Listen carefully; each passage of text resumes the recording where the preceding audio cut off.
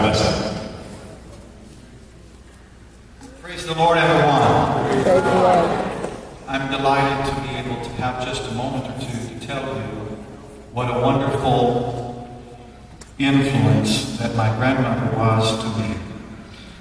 Paul said to Timothy, your grandmother had faith, and your mother also, but I also see it in you. And if only I could holler out and sing, the pail that holds the milk today used to be filled with beer. If I could say, you've got to be, don't you see, you've got to be born again. You've got to have the Holy Ghost and the fire. And then I think about the faith of my grandmother and how she loved Jesus. She loved the truth, and she loved people, loved souls, fought for this congregation to be a congregation filled with every ethnicity of people who would love the Lord. And it's because of that when I was just a boy, the Lord began to speak to me about the city where I lived. And I got a map of our city, and I started marking where churches were, and noticed that it was the inner city where churches were not. And I began to drive around my city and pray, not knowing that one day I would help start a church in the inner city. And then later start a church in the inner city of South Central Los Angeles.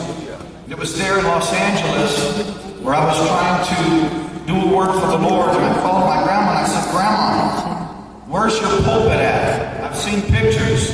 She said, oh, it's in the garage. I said, I want to buy your pulpit. And so we talked and we worked it out. And the pulpit that used to be here ended up in the church where I pastored in Los Angeles. I got my love for the inner city, for souls, for singing, for music from my grandmother.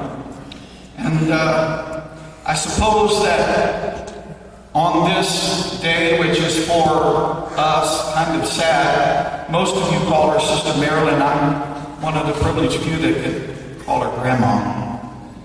And thinking of the time when my mother was just a teenager and she took her in. Because of that, the Lord had a destiny not only for her, but for me. One that I'm very thankful and grateful for. I want to carry on the faith of my grandmother.